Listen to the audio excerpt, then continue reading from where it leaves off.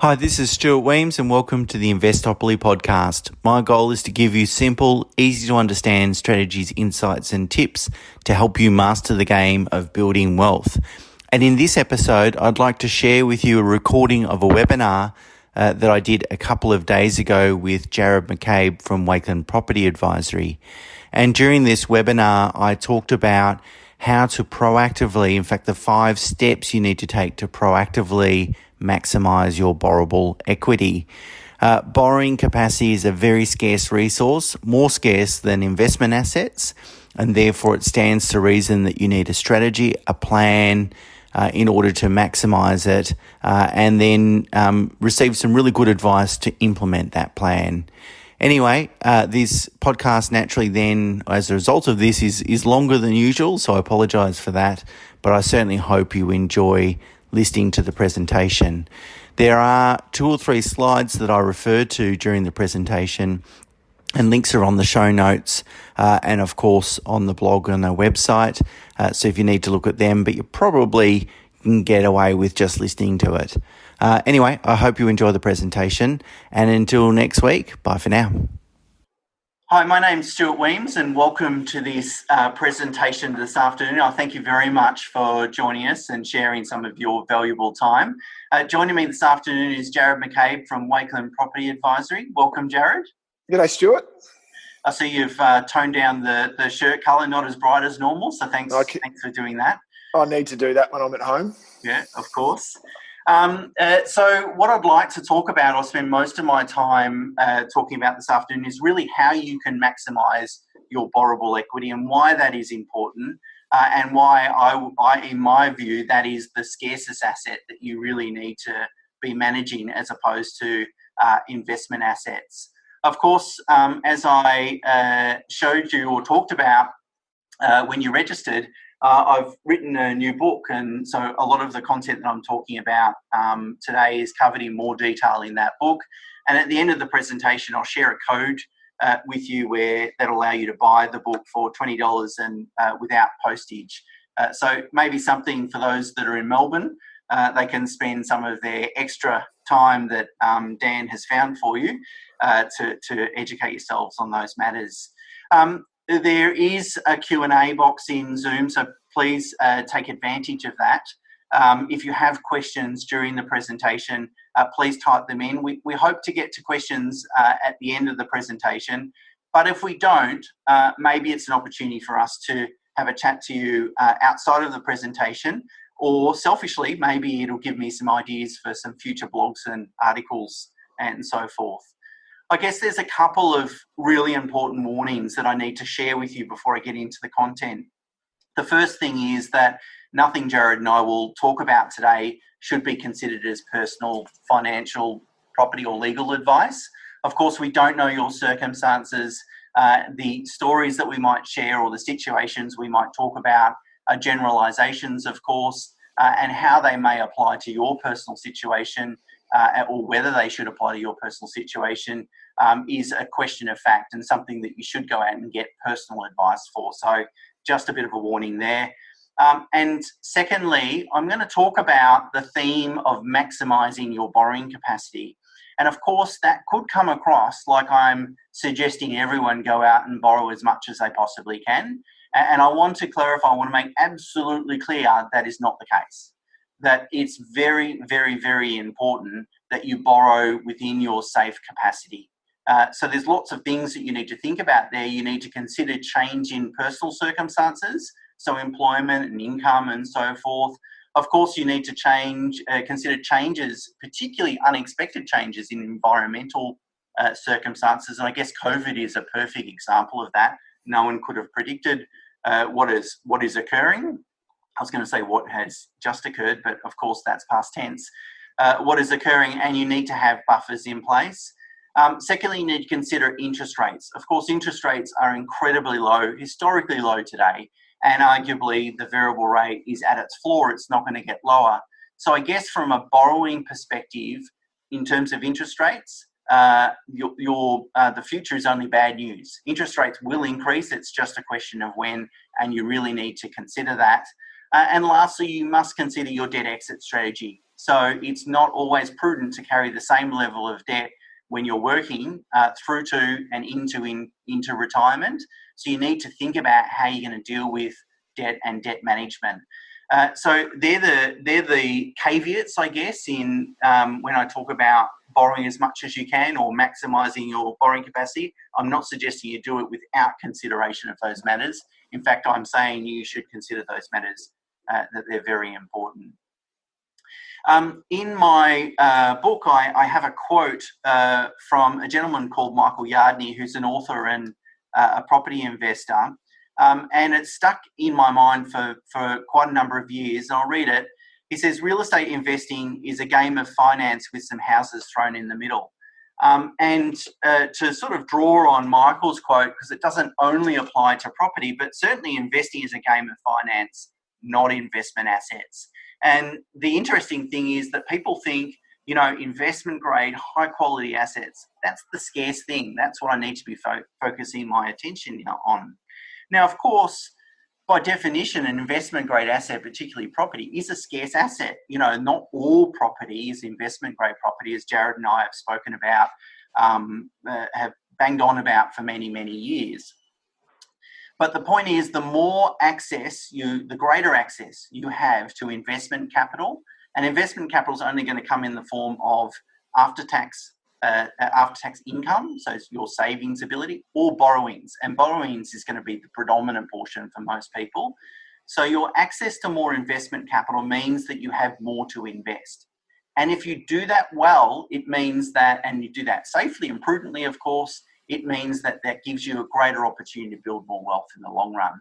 So the key theme that I'd like to get across with today's presentation is that borrowing capacity is the most scarce resource to an investor. And therefore you must have a plan to safely maximize it, which is what I'm going to go through during the presentation, the 5 steps in order to do that. It's much like time. And we know time is a scarce resource, so we think really carefully about how we allocate it. And borrowing capacity is no different. Just because you've borrowed to buy an asset, a property, for example, and that property's income more than pays for the loan repayments, a lot of people erroneously think, oh, that's okay then. It's paying for itself, it's okay. That's not the case. What you need to do is allocate that scarce resource as efficiently as possible. So what return is that property giving you? If it's giving you no capital return and all the return is coming in income, I would argue, and I'm sure Jared would agree, that it's not a good asset. I guess, particularly while Jared's just taken a sip there, a question without notice. Jared, if I won Powerball this week and I had $5 million to invest, how long, and I said to you, Jared, go and invest that $5 million in the property market, but I don't want to make any compromises. I want you to buy the best quality assets. There's no time period. How long do you reckon it would take you to invest that $5 million? To give you a good balanced portfolio and give you diversity across that, probably 6 months. 6 months, yeah, okay.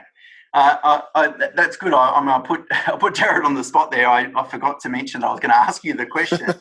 But let's be really conservative and say it took you 1 or 2 years. I think that's the point. That's my point, is that there are, if you're diligent, there should be over a period of time enough assets to buy without making any compromises. But the key thing it's going to dictate whether you're able to do that will be borrowing capacity. And so before we get into those 5 steps that I talk about, what I want to do is just talk about present a couple of mathematical fundamentals. And there's no smoke and mirrors here. This is just basic, simple math, but I think it's really important to understand it. And hopefully the technology works now. I'm going to share my screen. The first point that I'd like to make is that it's quality over quantity. And that's probably the case in lots of things in life, but certainly the case when it comes to investing. And whilst I've used property as an example here, you could probably substitute really any investment asset into this table and it will tell you the same thing. Essentially, the cost of borrowing doesn't compound, but the returns on your investment do. And that's the key point. That is, if we go out and borrow $500,000 and the interest rate is 5%, I get that just to make the maths nice and easy, the interest cost is $25,000. is $25,000 today, and it will be $25,000 in 30 years' time. However, because of the compounding capital growth, the capital growth return changes over time. So in that first year, if we've only got a capital growth rate of 5%, and 5% is not a good capital growth return over the long run, by the way. If I had an asset for 30 years and it only give me 5% in capital growth, I wouldn't necessarily be pleased with that result. But just for the example, to make the maths comparable, we get the same amount of growth in the first year. But after 10 years, we've got nearly about $40,000 growth. So our property is increased by $40,000 and we've paid $25,000 in interest. This obviously ignores the rental income that we've received. But then we really get to enjoy the compounding impacts over 20 and 30 years.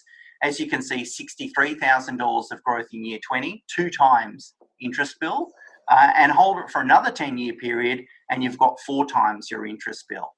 So the key thing here is quality is absolutely key. If you're going to allocate borrowing capacity towards an asset, make sure you allocate that borrowing capacity to an asset that's going to give you the highest compounding capital growth return.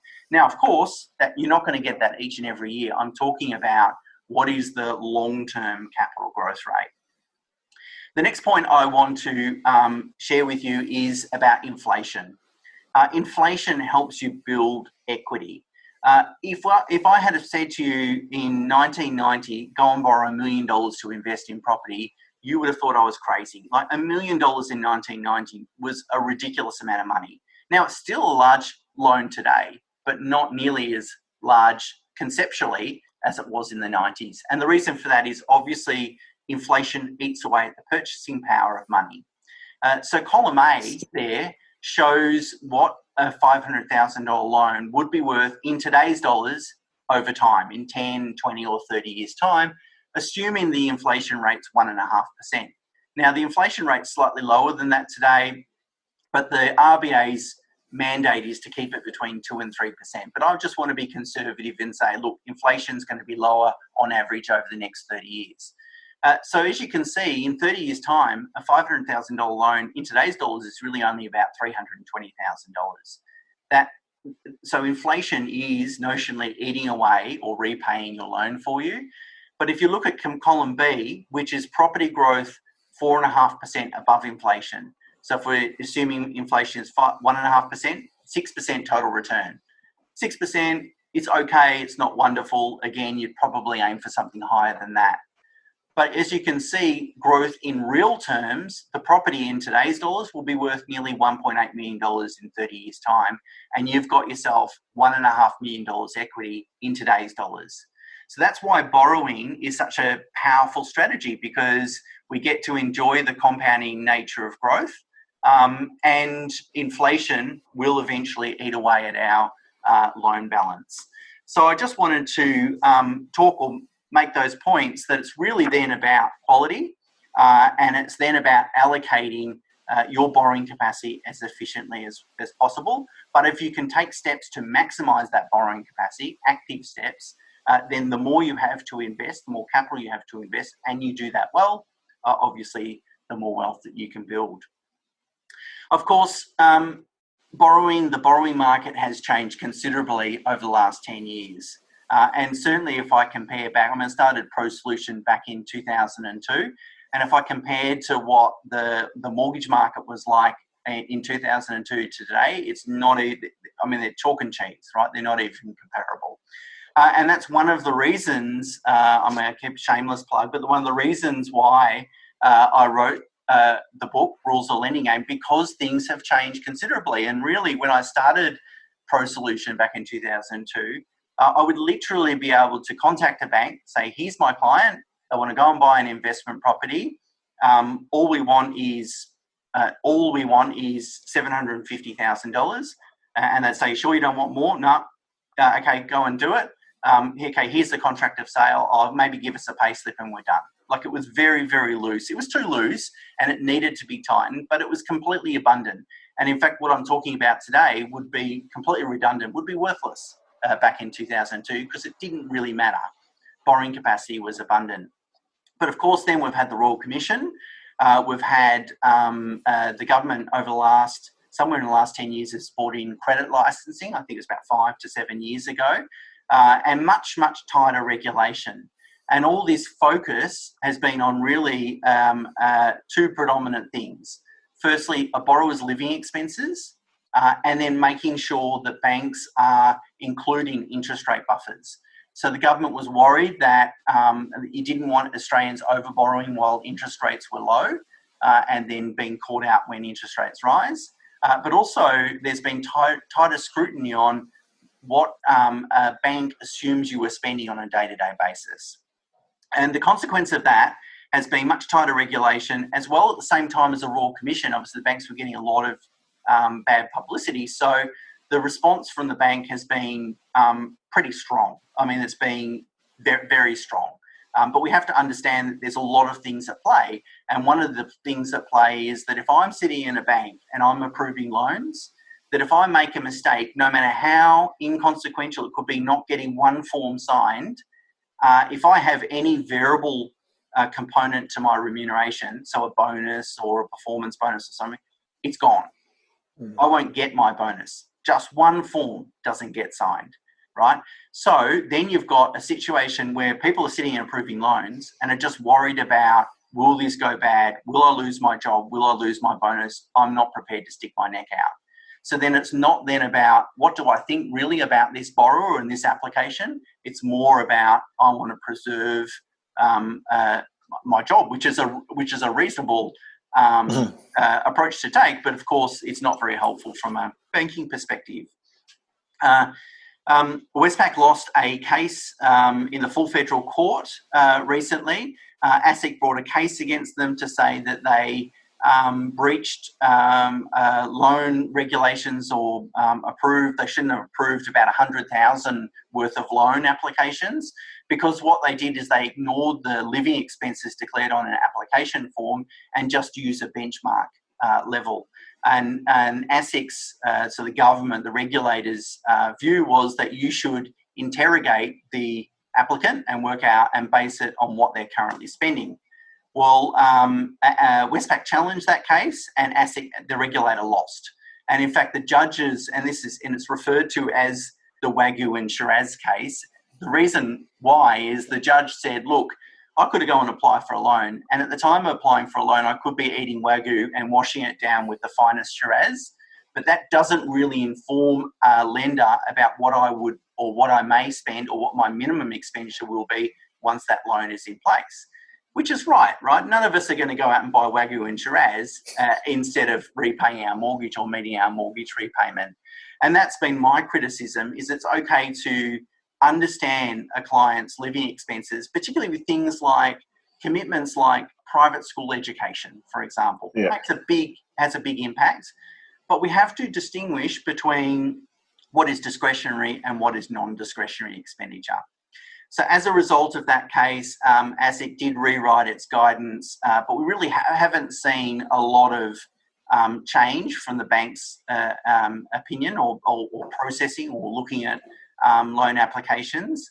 And but whether we will see it once everything settles down, I guess once a little bit more time elapses between the Royal Commission, maybe the banks will be keen to get back to what is their core business, which is lending. Hopefully we see a little bit more common sense and a little bit of distinguishing between discretionary and non-discretionary expenses. But that's a really important background to understand what's going on behind in the bank, and why we might have an argument with the bank to say, look at this borrower, they're really, really strong, but they don't fit inside the box.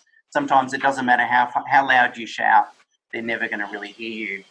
So let's get into the 5 steps then to proactively maximise your borrowable equity. And before I do that, I want to make sure that you understand how borrowing capacity is calculated. So just very quickly, there's really 3 elements that drive your borrowing capacity.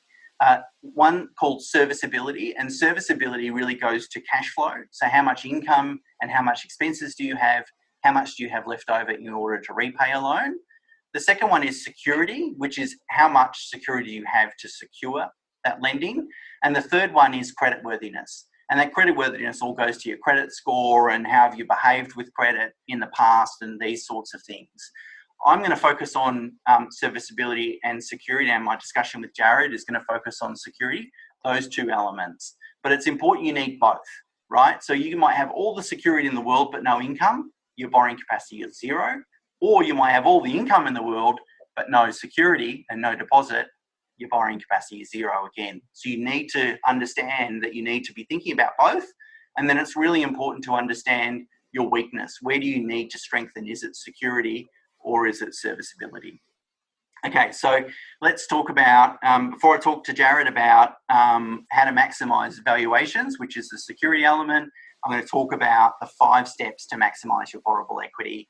And just as a quick reminder, if you do have questions, please do type them in. Hopefully we get some time to answer them at the end. So the first step of the 5 steps is you need to have a financing plan. And a financing plan is very different to your financial plan, which might sort of map out over the next 20 or 30 years. A financing plan tends to be a lot shorter than that. I'm really thinking about the next 2 to 5 years. And the reason for that is that it's incredibly difficult to predict what you might be able to borrow in, say, 15 years' time. Of course, a lot changes almost in 15 minutes' time when it comes to the lenders, let alone 15 years' time. So it's really difficult. But when I think about my own personal situation, I'm really thinking about what sort of borrowing needs, what are my plans, and what will I need to borrow over the next 5 years. And the benefit of that is it allows you to be proactive and strategic.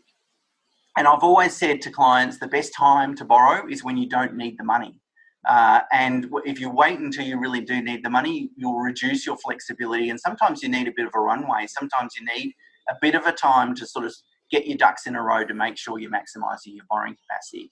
So thinking 2 to 5 years in advance and thinking about what sort of borrowing requirements you need allows you to do that. A really good one, a good example, I should say, is borrowing before you're starting a family or investing before you start a family. If I know I'm going to start a family in 3 years' time, then I really probably want to do most of my borrowing before I do that, because obviously that's going to impact on my borrowing capacity. So have a short-term financing plan is the first one. The second one is proactively maximize your serviceability. So that's the income and expenses element. And I will talk in a little bit more detail about that in a second. Number 3 is proactively maximize the amount of security you have or have to offer. And that's what I'm going to talk about with Jared in a second also. Number 4 is always structure loans correctly. As I said, I go through it in the book a lot, but how you structure loans can have a really big impact on your cash flow, on your taxation liabilities or benefits, on your flexibility, on your borrowing capacity, on your overall ability to build wealth, and your risk profile, your ability to manage cash proceeds from any assets you sell. So having loans structured correctly so they're all separate, there's no cross-securitization, all the stuff that I've spoken and written about, and there's plenty of blogs on the website as well, is critically important. And the last point is play the game. And that's why I've called it my book, Rules of the Lending Game, because finance is a bit of a game and you need to play it. And if it's the analogy is the squares on the Monopoly board are really the banks, and you need to move around those squares to find the bank that's going to help you move to the next step. And it's great to think about, look, I'm a strong borrower, I've got a great situation, so my bank should help me. But that way of thinking is actually going to retard your ability to build your wealth. What you need to be thinking is, I'm a strong borrower, so now I need to talk to a bank or a broker that's going to recognize that and then help me, as long as my expectations are realistic, of course, help me get to the next point. Borrowing when you don't need it is important too. And just to share a very quick story of my own personal situation, I knew I had some equity in property mid last year, and I was banking with Westpac at the time. And so I did some valuations with Westpac. Yep, plenty of equity there. I said I wanted to increase my limits to 80% again. I had no plans at that stage for those investment funds. I just know it's a prudent thing to do. And of course, I follow my own advice. I approached Westpac, and it's a long story short, they weren't interested in doing it.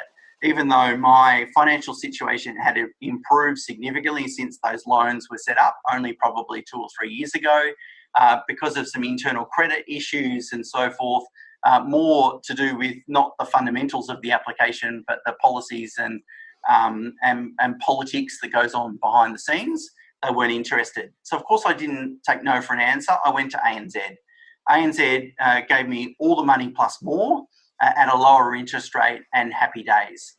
And as a result, that refinance only settled early this year because I was initially at Westpac and then I tried with ANZ. But perfect timing. Then COVID hit, and now I've got access to a bunch of equity. My wife and I just purchased a property last week, in fact. So it shows that you've just got to play the game. You've got to know when to, as Kenny Rogers says, you're not going to know when to hold them and know when to fold them. You've got to know when to push, what you're going to actually achieve by pushing, and know when to walk away and just play the game. And finance is the game. I hope ANZ is going to be a great lender for my wife and I for the next few years, but I don't really care if in 2 years' time they're not going to do what I'd like them to do and my expectations are reasonable. I'll move on, I'll find another lender, and I've consistently done that over the last 20 years, and that's the key ingredient that's helped me be able to move forward, access equity, access borrowable equity, and put that to work. So, firstly, I'm going to talk about the steps you can take in order to maximise your serviceability, which is your borrowing capacity from an income and cash flow perspective. And then, as I said, I'm then going to talk to Jared, interrogate Jared, about how to maximise bank valuations, as Jared's got plenty of experience as a valuer in his past life. So there's two elements that go towards serviceability. The first one is how much should you borrow? And the second one is how much can you borrow? Now, up until probably 3 years ago, how much can you borrow has always been more than how much should you borrow. In fact, we've never really had to think about, as advisors, how much can you borrow. We've just always gone to how much should you borrow because we know there's always going to be a lender out there willing to lend it to us. However, these days, it's not always the case, and that's why you need to be proactively managing it. So let's talk about how much should you borrow first. Well, when I meet new prospective clients and ask them how much they spend, they almost are never able to tell me. They take a guess, but that guess is almost always incorrect. And sometimes they overestimate and sometimes they underestimate. There's no theme there, but quite often they're incorrect and materially so. So I would say that you can only manage you can't manage what you don't measure. And measuring your cash flow is critical. Now, that doesn't mean you need to download an app like Pocketbook or run a really complex spreadsheet and monitor every dollar and cent. Most of us aren't interested in doing that, and that would just seem like too much work. That's just not practical for most people. And if you want to do it, that's great. So what I wanted to do now is just share with you a very, very simple banking structure that allows you to set up your bank accounts so that it's going to be very easy to manage what you're spending. And what I'm suggesting is that you have two bank accounts, one for saving and one for spending. So bank or offset account is number one here. That's what receives all your income. So all your income goes into that bank account. The only things that you pay from that bank account are all non-discretionary expenses as described on the slide there. So any financial commitments, school fees, mortgage loan repayments, anything like that, bills and utilities, health, education, insurance, all those sorts of things where it's pretty difficult to overspend on these things. Like the cost is what the cost is. And of course we can shop around our electricity bill and so forth, and we should do that, but that's not really the key problem when it comes to managing cash flow. And then what you do is you have a secondary account. Again, it could be a bank offset account or a transaction account. And what you do is each pay, you transfer a set amount into that spending account. And that's where you pay for all discretionary items. So in this slide, as I've said, here as an example, I've put $2,000 a fortnight goes into this spending account. And I pay for all shopping, transport, food, entertainment, any ATM withdrawals, anything that's discretionary, I pay from that account. That way, I know on a month-to-month basis how I'm tracking. Am I keeping within my budget? If I'm halfway through the month, or halfway through the fortnight, I should say, and the balance of that account is zero, I know I've spent too much. And then I can course correct. I can find out where is that overspending occurring and how do I pull it back. Whereas if at the end of each fortnight, if I know I've got $100 left over and that end balance keeps increasing by $100, I know I'm well within my budget and I'm spending accordingly. Because it's quite often for people, it's not a matter of reducing your standard of living in order to save more money. It's the unconscious expenditure that tends to really be the problem. The bits and pieces that you spend here and there, we all think they don't add up, but they do add up.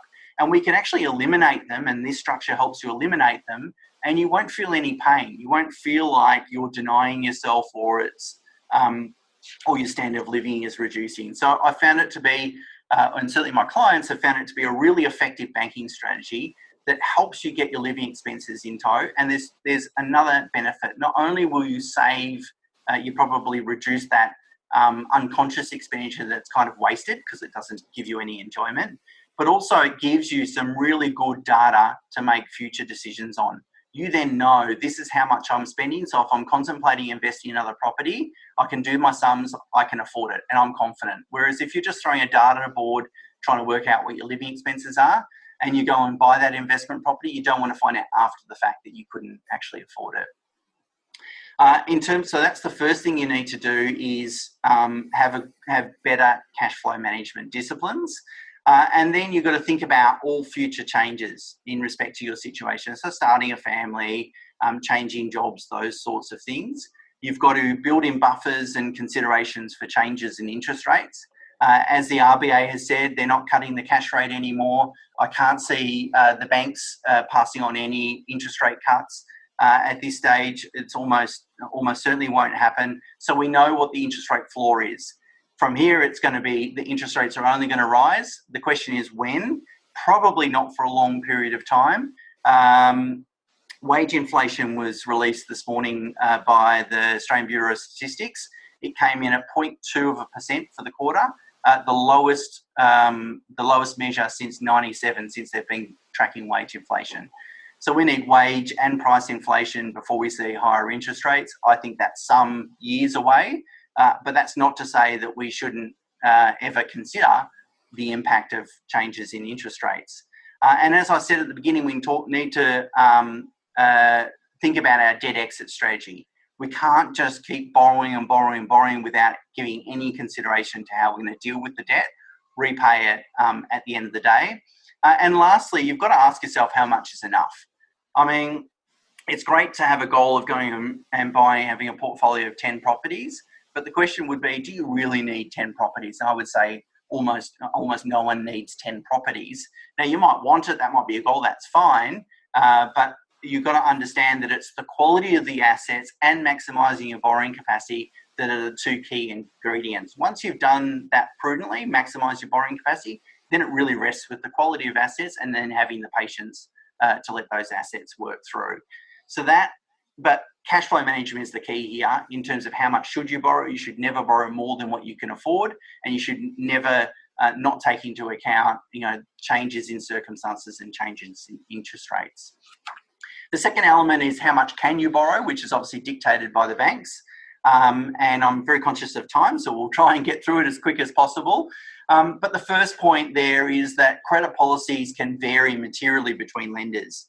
So I might go to CBA and my borrowing capacity might be here today, and every other lender's borrowing capacity might be here. So they're well above the average and they stand out. But in 6 months' time, literally 6 months' time, CBA's borrowing capacity might be down here. So that's why you've got to play the game, because you've got to get some really good advice about which lenders, or combination of lenders often, to use in which order. And doing that and proactively doing that can have a big impact on your borrowing capacity. It might be the difference between being able to acquire one investment grade property or even two investment grade properties. The second point I wanted to make is there's been a few really important changes over the last 2 years in respect to credit recording and transaction recording. Firstly, there's something called comprehensive credit reporting, which is really the capturing of positive credit data. So in Australia, we used to only capture negative credit data. So were you in default? Have you been bankrupt? And so forth. Now we're capturing positive credit data, and that helps lenders calculate a credit score. And it's been happening in the US and UK for a long time. So now they're tracking things like, oh, Stuart had a loan and he's been making the repayments on time perfectly for 10 years. That helps your credit score. So that's the positive credit data. And then there's something called Consumer Data Rights System. And essentially what the government's, and it's to help the fintech industry, but what the government has said is that we want the banks to be able to give anyone that, if you, the bank holder authorises it, we want banks to be able to give people data feeds. And I'll be interested to see how this will be utilised by the banks, particularly with respect to lending. But it's quite possible now they have the systems in place, that they could just get a whole data feed. What has Stuart been spending for the last 12 months, allocate it, and they don't need to ask me any questions. So the key thing here is they know a lot more information about you, and you need to think really careful about how you behave and the decisions that you make, particularly leading into needing to borrow more money. But also, if I go and get a telephone account and decide, no, I'm not going to pay that bill, that's going to be registered on my credit file. That's going to be a problem for the next 5 years for me. So we need to understand they've got a lot more data. A lot more data is now online, and they've then got a better picture of you as a borrower. Now, that's a double-edged sword, right? If you've got a really strong history, that's going to work to your advantage. But particularly for younger people, they need to know that even the things that they do in their 20s could come back to bite them later on in time. Until credit policy changes, the other thing that people need to start thinking about is 3 to 6 months leading into an application, consider reducing your expenditure down to the non-discretionary items. Have limited discretionary expenditure. Now, I say that for 2 reasons. Firstly, it will demonstrate to the bank what your true minimum level of expenses is. You know, if you needed to and you had to, what's the minimum amount that you could spend? So that'll demonstrate that to the bank. And secondly, it'll demonstrate to you, give you confidence about what that looks like as well. And you might do that for 3 months and say, this is not going to work for us. We're not interested in ever having to reduce our lifestyle to this level, or maybe over a month. And you can adjust your borrowing plans accordingly. So really being tighter in cash flow management and spending decisions leading up to an application is a good idea. Credit cards, finally, have a big impact on borrowing capacity. Banks will include 3 to 5% of your credit limits as a monthly expense. So if you have a lot of credit cards but you never use them, they're actually going to have a negative impact on your borrowing capacity. But by the same token, because of positive credit data now, credit cards can enhance your credit record. So there's no right or wrong here, just it's going to depend on your personal circumstances. Having at least 1 credit card is probably good for your file. Having 100 is probably a bad thing. Okay, so that's really serviceability, which again is about how much should you borrow? Well, that's dependent on your current circumstances, cash flow, and what might happen in the future.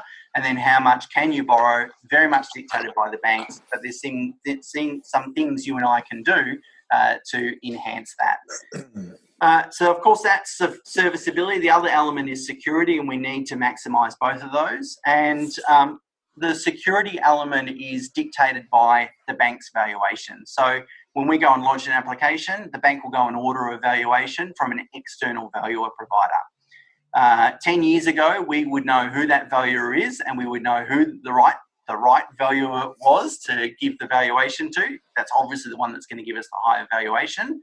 We could speak to the valuer, so word them up to say this is what the property is and here's some comparable sales, etc., etc. And then we could hassle the valuer when they completed their valuation report if we didn't agree, if the valuation was too low. We can't do any of that now, which is probably prudent lending practice.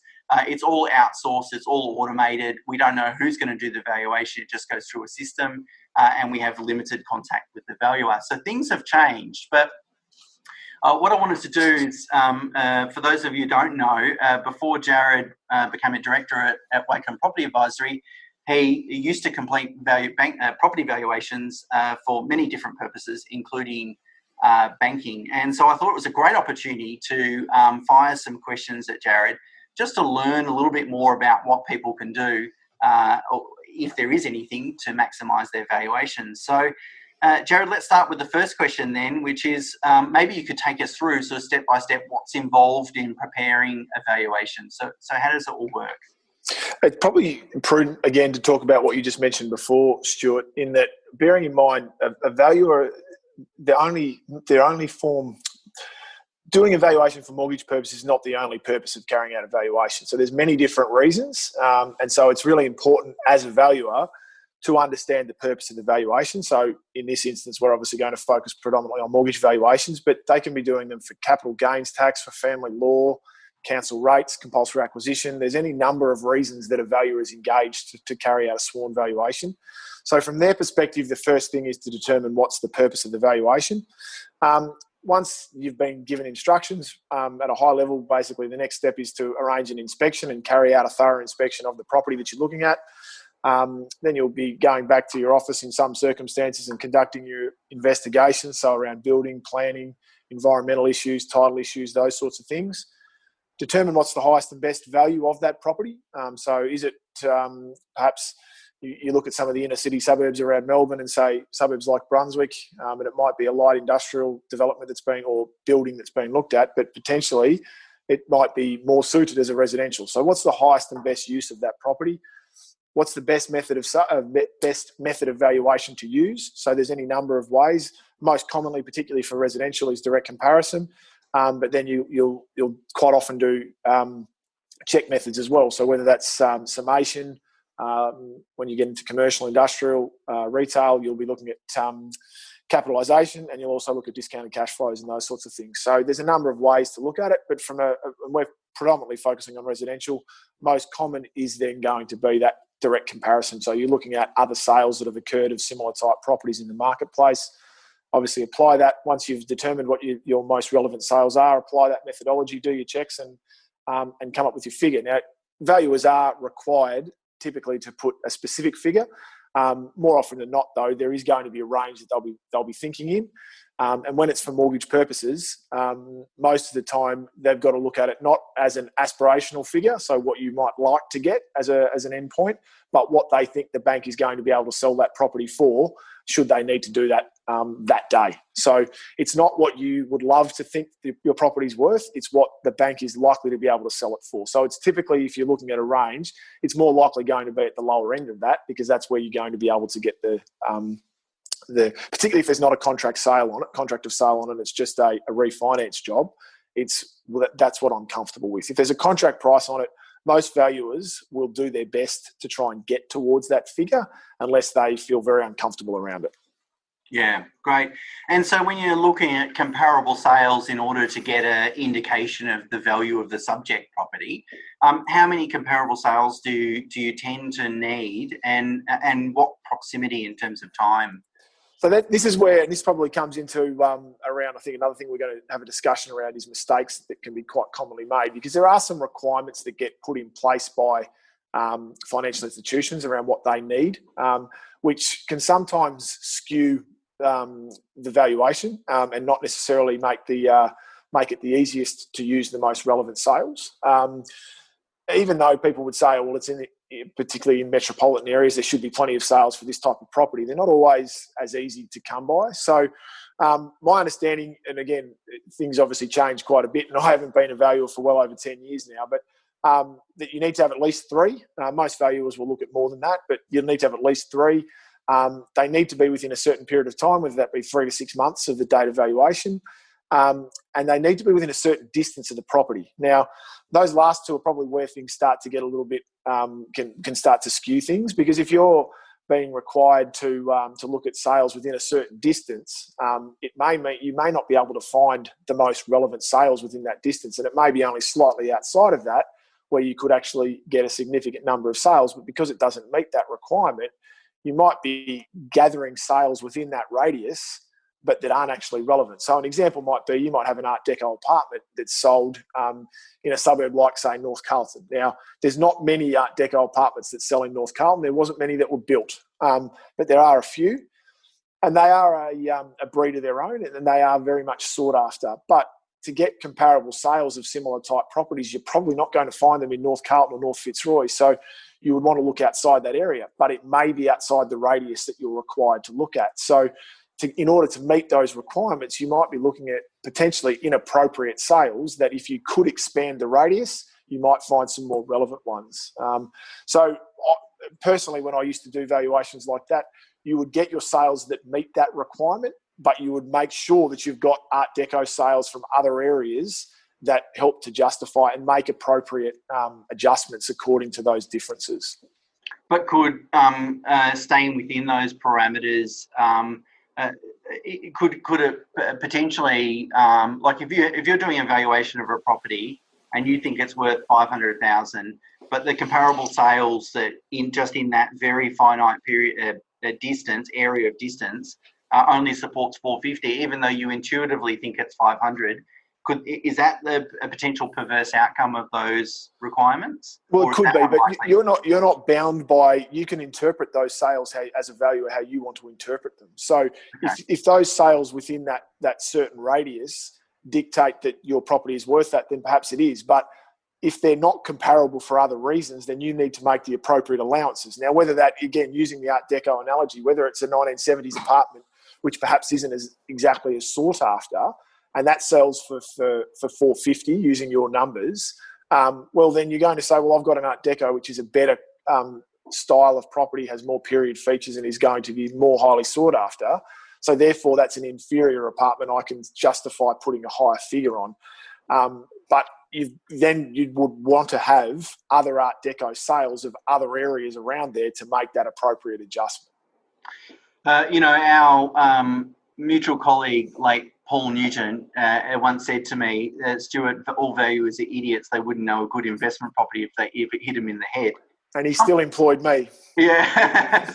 Something along those lines, or probably a little bit more colourful than that. But so can that come into play too, Jared? Like if I'm a valuer and I don't really understand property from an investment perspective, and I've got two relatively comparable properties, but one has an impaired floor plan, for example, that greatly impairs the property, will a valuer be able to pick up those nuances, or should they, and will they? They should, they won't always. There's and even things such as positions in block, again, using apartment, the key features of that, not all valuers will probably pick up on that. I mean, anyone can see that a view is going to make a big difference, and so a valuer will certainly pick up on that. But when you get more of a nuanced perspective around outlook aspect of surrounding areas, I don't think that's always necessarily as recognised as perhaps it should be. Is there anything that us as investors can do that are going to maximise our valuation outcomes? And I guess that's in terms of also anything we can do in advance of ordering a valuation, and I guess maybe even timing. When the valuer comes out, Stuart, don't follow the lead of Daryl John Kerrigan in The Castle and follow him around pointing out all the negatives, asking him what he knows about lead. I do love that movie, and it's probably one of the only times where a valuer comes out looking as though the client. But it's interesting. I mean, I know from a lot of times as a valuer, you used to get a lot of people walking around. There's no point in pointing out things that are quite clear. So, but the way you can benefit and you can help the valuer is to point out things that are of great benefit, but that they can't see. So, for instance, if you've had a property re-stumped, rewired, replumbed, a valuer's not going to see that. You can't walk through a house and see those sorts of things. So pointing out those sorts of things is very valuable. Telling someone that you've just had a new light fitting put in is not going to be of any benefit. And you'd be surprised how often those sorts of things happen. So, and it's understandable because the hardest property to value, and even as an expert, you say the same thing, is your own. You look through it through rose-coloured glasses.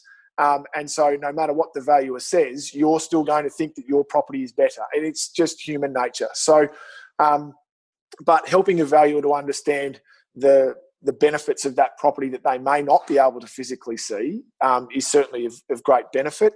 The other thing to bear in mind too is when the valuer is coming out, don't have incomplete elements to the property still to do. So things like, say, a half-finished deck or a carport that's only just got certain parts done. Things like that, extensions, you'd be surprised how often that's the case.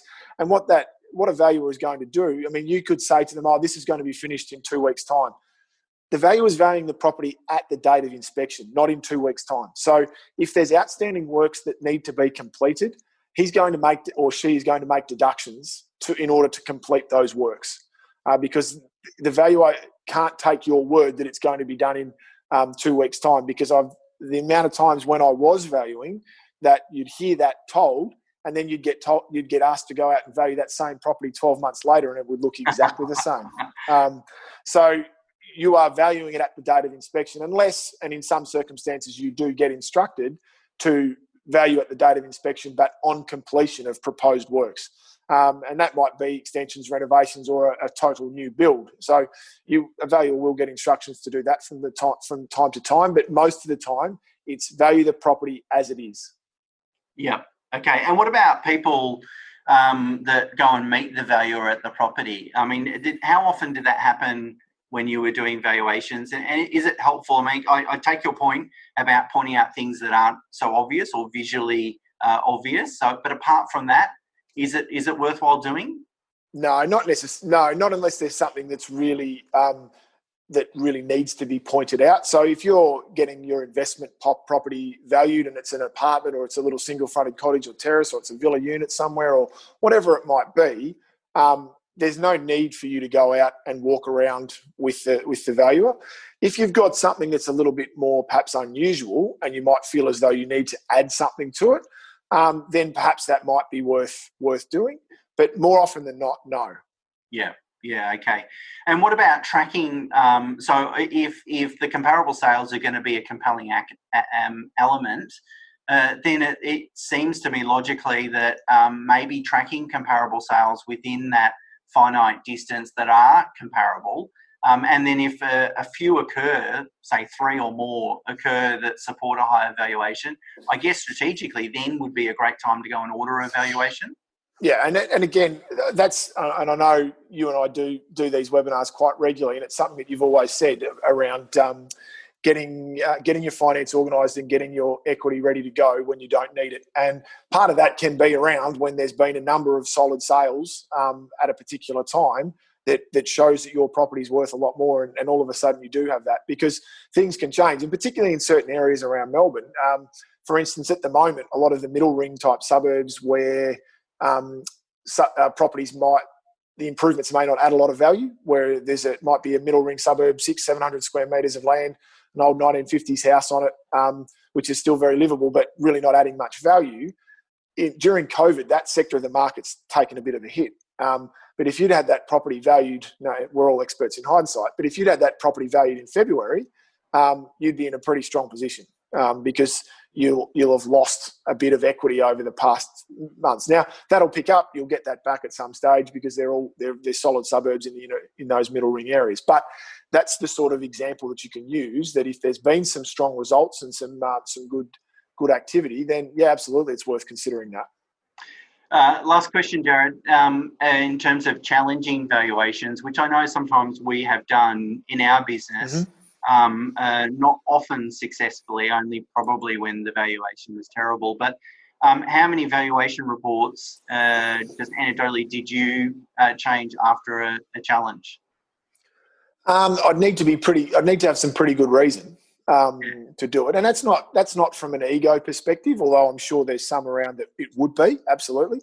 But you've basically, if you're going to do it, you've got to give the valuer something that they didn't know about. And I think from what you tell me, because I haven't had to go through the side of challenging it, it's usually, as you said, the broker or the bank that will do that. But my understanding is that you've got to provide them with new information. Now, if they've put the 3 sales that you thought justified your property being worth X into that report, but they've said that they're better than your property, and you disagree with that, well, then you're going to need to order a new valuation, because the valuer is not going to change his interpretation of those sales.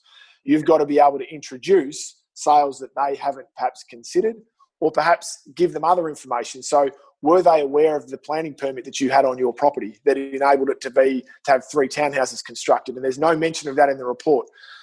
Here, Mr. or Mrs. Valuer, here's my planning permit. I'm allowed to construct 3 townhouses on this site. It increases the value of my property. So they can consider that. That's new information. So I've certainly found, and maybe the ones that we've done, where I think you've come back to me, or team members from Pro Solution have come back to me, where we've challenged things that we have been able to, and certainly have had them overturned. But you do have to have that new information to be able to do that. And if you've got that, I've generally found that they're open to the discussion, having that. But you do have to have that info. Yeah, good. So just for people's information, most banks allow brokers to order valuations before we lodge an application, which can be a really valuable tool. I know Jody just completed a whole bunch of valuations for a particular client, and then we know what is the borrowable equity, and it makes it for a much smoother process.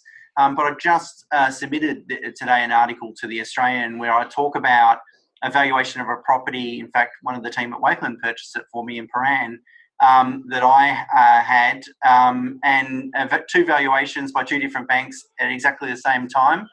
One came in at 1.2 and the other at 1.5, so a $300,000 difference. Of course, there's subjectivity towards valuations, but arguably maybe not that much subjectivity. So sometimes, again, in the whole sort of rules of the lending game, it's about playing the game and knowing that it's not always fair or reasonable or rational, but sometimes not shopping a valuation, but understanding or having a good appreciation for the true value of a property, and then finding a lender that shares that view, which is not always easy and not always possible. It obviously depends on what's happening in the market, but can make a considerable difference to your borrowable equity or security position. Before we get into possibly a couple of questions, although I know we're short on time and Jared's kids sound like they need some attention, I want to just talk about some borrowing capacity strategies. So really, I guess, for income rich and asset poor people, and asset rich and income poor people, because quite often, if we're both rich in both assets and income, we probably don't have too many concerns around borrowing capacity. So for income rich, so people who have a lot of income but limited on the security side of things or deposit side of things, there's no magic sauce here, but I guess there's a few things that you can do, and that I've successfully used in order to build my portfolio. The first one is proactively revalue. Like Jared just spoke about, as I said, I did a refinance. I mean, the timing is only perfect, only by chance, not through design, of course. But I had my properties revalued at the beginning of this year. So, I mean, perfect timing. That luck has it. But, sometimes luck plays a role. You've got to do everything right. But often luck plays a role as long as you are doing everything right. So be proactive. Watch the market. Watch comparable sales. If a bank comes back with a ridiculously low valuation, you don't necessarily have to accept it. If you get a couple of other valuations, sometimes they might help, and certainly a strategy we have used to tremendous success for our clients. Buy well, of course. The quality of your asset will really determine the outcomes in the long run, but also the short run from a valuation perspective. Look for ways to add value if possible, but still buy the right asset. Don't buy a renovator's delight necessarily. Buy the right asset, but if there is small things that you can do to enhance that value, particularly if you've got a lower equity position, then certainly that's a good way to do that. And shop valuations, be aggressive but realistic. As I said, I use the analogy of the Monopoly board and the banks are the squares. You've just got to make your way around in order to achieve your personal goals and work with a lender that's going to do that. It's highly unlikely that's going to be the same lender for the next 10 or 20 years. Highly unlikely. If you're an active investor, I would be refinancing probably personally, I refinance every sort of 2 to 5 years. I don't purposely do that. It's just circumstantial, it typically dictates that. If you've already got your assets and you're not an active investor, you're not actively adding to that, then you probably don't need to refinance nearly as often as that. So that's if you're income rich and asset poor. If you're asset rich but income poor, then really borrowing's as a strategy not really going to help you, because borrowing as a strategy, what its key is to build your asset base. So it very much suits people that have a lot of income but fewer assets. If you're already asset rich, then borrowing capacity is probably not necessarily going to help you. The only thing, if you've got a smaller income and a smaller amount of equity, then it's really just about managing cash flow effectively, and then potentially leapfrogging properties.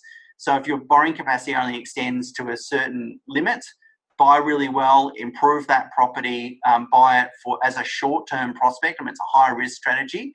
Renovate that asset, for example, sell it, move on, pull that equity out, put it into another property. Look, you'll pay potentially a lot of capital gains tax. You'll pay a lot of stamp duty along the way, but it can be a really successful property if you do it over a number of years, a strategy, I should say, if you do it over a number of years to build your asset base. If you're asset rich but income poor, then look for investments that have internal gearing. So some property trusts, and there's some exchange traded funds, for example, that allow you to do that. In a second, I'm going to give you, in very short time, I'm going to give you a code for the book. I know we're almost bang on, Jared, but are there a couple of questions maybe we can potentially take? Yeah, there was one, Stuart, at the start. In the chart, inflation eats away at debt. Is the property value also based on today's dollars in order to ensure a like-for-like comparison? Yeah, great question. So in column A, I've essentially said property grows at 4.5% plus inflation. So what I've assumed is the nominal rate of growth is 6% and the real rate of growth is 4.5%. So we're comparing like with like. Both those figures on the page, both the loan and the property value figure, is in today's dollars. Okay, there's one more here. I already have a line of credit equity access loan with a bank, which still has a reasonable balance associated with it. Is this still a good way to go, or is it better to have a loan tailored to a specific property? Look, it depends on circumstances. It's typically better to have a loan specifically for that asset, so you're separating debt by purpose and by asset, so you can track that. The onus is on the borrower, the taxpayer, to prove the deductions to the ATO. If you can't clearly do that, they will deny it. And just very quickly, lines of credit are just too expensive these days. The interest rates on lines of credit are too high and they're unnecessary, and just an interest-only variable rate loan will be a better solution than a line of credit. There's one more here that I know you've answered this a couple of times with previous ones, but it's certainly relevant. So how does a COVID deferral, if repayment P&I, affect future borrowing capacity? Very good. Well, the real answer is that it shouldn't. The Australian Banking Association has come out and said there won't be any impact on your credit file and credit score if you've paused loan repayments during COVID. The reality though, Jared, yesterday we had a client, we wanted to switch to a fixed rate, and that switch was declined because her credit score was too low. Ironically, this lady paused her loan only as a proactive move, didn't really need to do it. Then we went to go and switch to a fixed rate. They said, we can't switch when loan's in arrears. So she already had the cash. She went and made all the repayments up to date, which shows the strength of the borrower. And now the bank's come back and said, the credit score is too low. Now, that's the wrong answer, by the way, but banking systems are broken. You don't always have the people behind it thinking and applying a lot of common sense. So the answer is it shouldn't, but our experience as recently as yesterday is suggesting it might. Now, we'll work through that. We'll get that dealt with, but people need to be aware of it. All right, so I see we're after 1:30 as well, Jared. We've used up more than our fair share of time. Firstly, I'd like to obviously thank everyone for spending the time with us. And also what I'd like to do is offer a discount code as I promised. So certainly you can buy a copy of Rules of the Lending Game, $20. We'll pay for the postage if it's in Australia, of course. So to take advantage of that discount, just go to that URL, the prosolution.com/save. That'll take you to the specific page. And then you'll need a discount code, which is also SAVE or lowercase. Just put that in and that'll discount the price to $20. Of course, we've got to deal with Aussie Post through COVID, so please be patient. Sometimes these books take a while to actually get to you, but they will. Certainly if you don't receive it within a few weeks, then certainly shout out to us and we'll see what we can do. But Jared, thank you very, very much, and thank you to your children mostly for their patience during this webinar. The mute button does well, Stuart. Very good. Excellent. Well, thanks for your time, and thanks everyone for tuning in today. Look forward to talking to you soon. Thanks, Stuart. Bye for now. Thank you.